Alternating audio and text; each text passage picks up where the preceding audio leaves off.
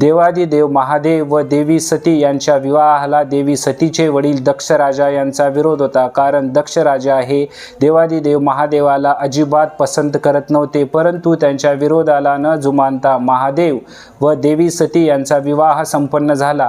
काही दिवसांनी ज्यावेळेस दक्ष राजाने एका मोठ्या महायज्ञाचे आयोजन केले होते, त्या यज्ञाच्या ठिकाणी दक्ष राजाने वेगवेगळे देवी देवता आणि साधू संतांना आमंत्रित केले होते. परंतु त्या यज्ञाकरिता दक्ष राजाने महादेव व त्यांची पत्नी देवी सती यांना आमंत्रित केले नव्हते. ही बाब ज्यावेळेस देवी सतीला लक्षात आली, त्यावेळेस देवी सतीला या बाबीचा राग आला व रागाच्या भरात महादेवाला न सांगता देवी सती त्या यज्ञाच्या ठिकाणी पोहोचली.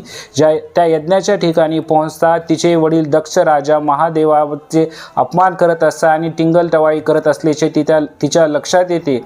त्यावेळेस तिचा क्रोध आणखी वाढतो. जी यज्ञाची महाअग्नी चालू असते, त्या अग्नीमध्येच देवी सती स्वतःला समर्पित करते. ज्यावेळेस ही बाब महादेवाला समजते, महादेव तिथे पोहोचतात. देवी सतीच्या मृतदेहाला घेऊन महादेव संपूर्ण ब्रह्मांडभर फिरत तांडव करत असतात. महादेवांच्या या दुःखाला विराम देण्यासाठी भगवान विष्णू आपल्या सुदर्शन चक्राने देवी सतीच्या शरीराचे 51 तुकडे करतात आणि त्या 51 तुकड्यापैकी देवी सतीचा जो योनी भाग आहे तो नीलांचल पर्वतावर स्थित होतो आणि तेव्हापासून नीलांचल पर्वतावर कामाख्या देवीचे मंदिर स्थापित झाले आहे. मित्रांनो,